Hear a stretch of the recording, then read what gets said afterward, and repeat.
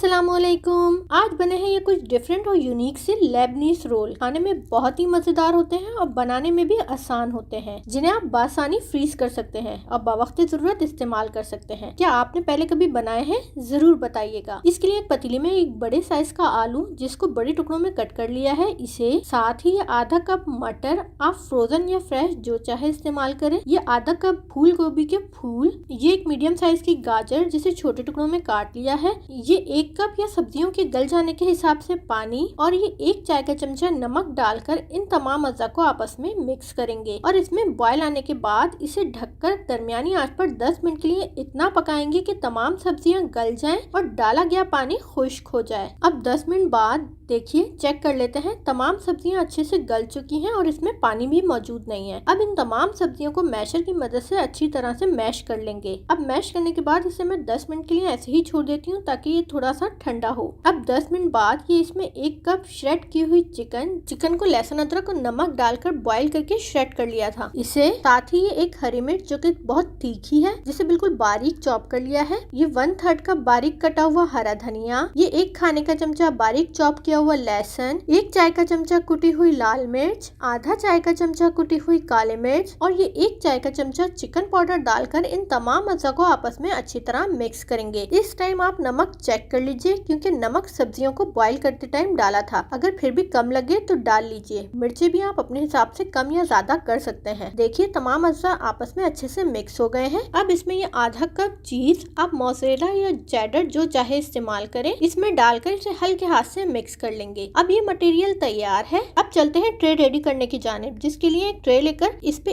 1 खाने का चमचा तेल डाल लेंगे। अब इस ट्रे को इस तेल से तमाम जानिब से अच्छे से ग्रीस कर लेंगे, ताकि जब रोल इस ट्रे पर रखें तो रोल इस ट्रे से चिपके नहीं। अब दोबारा चलते हैं मटेरियल की जानिब। अब पहले अपने हाथों को तेल से ग्रीस कर लेंगे और फिर इस तैयार मटेरियल में से कुछ मटेरियल की मिकदार लेकर इसको रोल शेप दे लेंगे। इसी तरह करते हुए तमाम मटेरियल के रोल बना लेंगे। अब इस रोल की ट्रे को आधे घंटे के लिए ऐसे ही फ्रीजर में रख देंगे ताकि रोल हार्ड हो जाए। और चलते हैं सिल्ली बनाने की जानिब। इसके लिए एक बाउल में 2 खाने के चमचे मैदा, 2 खाने के चमचे कॉर्नफ्लोर, आधा चाय का चमचा नमक और आधा कप पानी डालकर इसको मिक्स करके एक इसकी स्मूथ सिल्ली तैयार कर लेंगे, जो कि ना ज्यादा पतली हो और ना ही बहुत ज्यादा गाढ़ी हो। साथ ही इसके एक अलग बाउल में ब्रेड क्रम्ब ले लेंगे। अब आधे घंटे बाद रोल की ट्रे को फ्रीजर से बाहर निकाल लिया है। देखिए, रोल सख्त हो गए हैं। अब इन रोल में से एक रोल लेकर सिल्ली और ब्रेड क्रम्ब को साथ ही रख लेंगे और रोल को पहले सिल्ली में कोट करेंगे, फिर सिल्ली से निकालकर इसे ब्रेड क्रम्ब में डालकर इसे ब्रेड क्रम्ब से तमाम जानिब से अच्छे से कोट कर लेंगे। इसी तरह करते हुए तमाम रोल को पहले सिल्ली से और फिर ब्रेड क्रम्ब से कोट कर लेंगे। अब इनमें से कुछ रोल को मैं आपको फ्राई करके दिखाऊंगी, बाकी इस ट्रे को इसी तरह फ्रीज कर लूंगी। जब ये रोल हार्ड हो जाएंगे